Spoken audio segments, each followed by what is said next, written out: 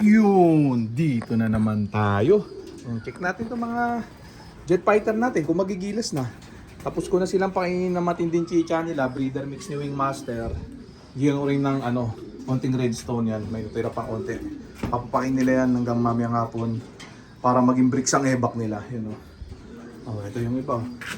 Mamaya pawalan ko yung 8. Baka huli pawala na sa kanila yun. Tapos ibabartulina ko na. Ayan. Grabe. Samantala itong 16 na matibay na. Check natin kung matibay na nga talaga. Kung stable na yung ikot nila. Yan yung mga jet fighter natin. Naka-ronda position na sila. Kaya hindi na muna natin patatagalin pa. Kaya parang rondahin na muna natin itong mga jet fighter natin. Mga tropa. Baka parang rondahin pa ng iba. Ito na sila. Gigil na gigil na yung mga yan. Ayan, sige. Nagpumahos. 16 piraso. Awit. Ayan. Tara ko muna yung area. Baka dito lumanding eh. Ayan. Check natin. Check natin sila. Ayan Aba. Medyo stable na. Ayan 16 lahat yan. Diba? Sabi sa inyo talo inip. Ayan pagka ganyan tiyaga-tiyaga lang. Ayan medyo okay na ilipad nila. Nagpupulutong na.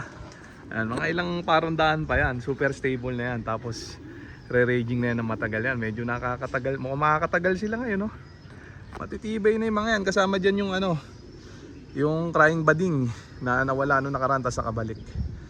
Ayan, 16 piraso. Stable, di ba? Saan ka pa? Itong iba maging ganyan din yan. Antay-antay lang. Ganun yung sinasabi ko na talo inip. Pag mainipin ka, walang mangyayari. Umpisa pa lang, lagas ka na.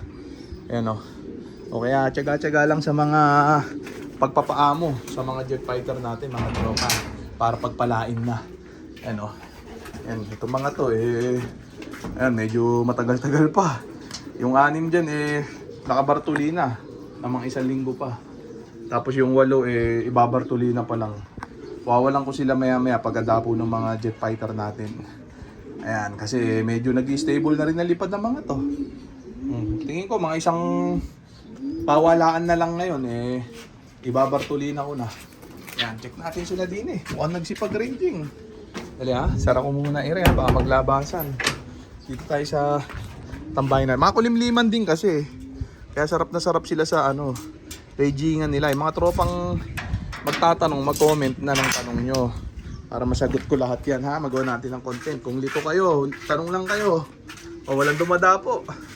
Makulimlim kasi nag-raging lahat, nawala clear sky, malinis ang ulap wala na sila dito, mukhang dumayo na. Yan sinasabi ko sa inyo, tumitibay habang tumatagal, nagiging stable. Kaya wag lang maiinip, talo inip sa ganitong sistema. Ayan kaya kailangan relax lang. Yan, nag-raging na. Babalik yung mga yan, biyasa na yung mga yan. Dahil may gulang na, may kunat na. Hindi kaya pagka hindi mo binartulina, hindi nire-diretso mo yung pagpick ng raging pwede ka talaga masibakan. Ayan, hindi ko ginagawa yung ganun, mahirap isugal. Kailangan kumpleto. Hanggang sa band assignment, hanggang sa photo recording, hanggang bago ipukul ng training. Sa training na sila mawala at derby, mas okay pa yun, mas katanggap-tanggap. Pero yung mawawala sa turo pa lang, awit yung ganoon mga tropa. Kailangan 0 fly away tayo para pagpalain na. Wala na sila. Antayin natin grabing yan. Ano pa lang yan, breeder mix ni Wingmaster. Magre-racer mix ako baka next week pa. Yan, pagka order ko ng patuka uli. Ito, nagbalikan na yung iba. Ito yung iba. Galing Antipolo. Yan, bumalik agad yung iba. 6 to. Yan. Yung iba hindi pa bumabalik. Mahuhusay na. Mga ilang araw na puros ganyan pa. Mag-iisang oras na yung mga yan. Tapos twice a day na natin yung mga yan. Pagka lahat sila nalipat na. Pagka-stable na sila lahat. Yan, ganun lang. Online ending natin, meron naman ulit tayong latag. Congrats sa lahat ng mga tumama sa laban kahapon, MPBL game.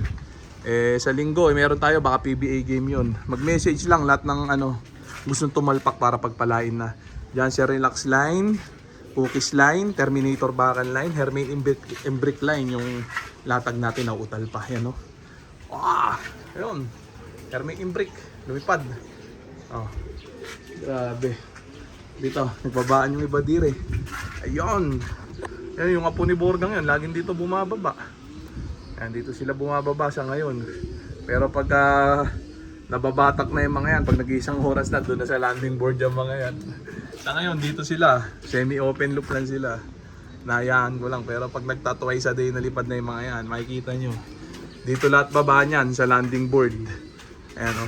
Isang oras ronda, diretso landing board, diretso pasok, tubig hanap. Ngayon kasi saglitan lang sila rumonda. Stable na yung lipad, yung ano nila, yung pagka-groupings nila, hindi na mawawala. Pero yung stamina nila, hindi pa stable, medyo mahina pa.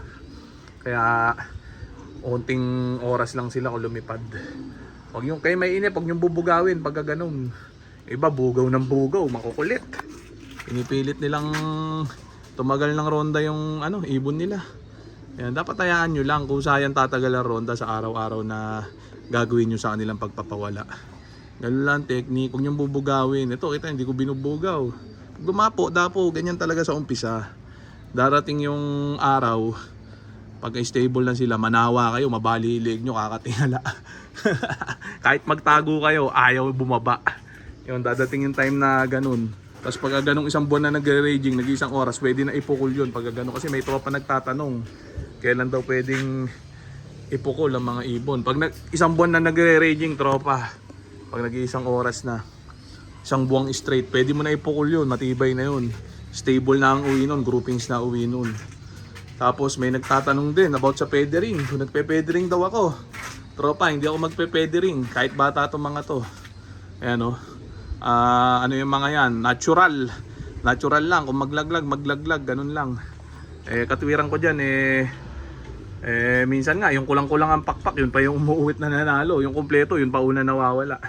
Ayan. Basta nakakalipad ang ibon, pwede yan. Walang kaso yan. Nasa ibon na mismo yan kung uuwi siya at mananalo. Ayan o. Okay din yung ganun, yung feathering kung gusto nyo gawin. Ako dati ginagawa ko yan, ngayon hindi na. Ayan, iba na yung paniniwala ko ngayon. Ayan, grabe. Wala naman masama doon kung mag-feathering kayo. Pero ako hindi ako nagpe-feathering, ha? Kanya-kanyang trip lang yan, walang basagan. Ganun na sagot ko sa'yo, tropa. Tanong ka pa, tropa, mag-comment ka lang para pagpalain ka. Hindi na dumating yung iba. Wait, saan kaya pumunta yung mga yun? Para pumunta ng Jupiter, yari tayo. So okay na muna siguro yan mga tropa. Hanggang dito na lang muna. So dito ko naman natatapusin tong video na to. Shoutout sa may hinang nila lang. Okay na. Bye.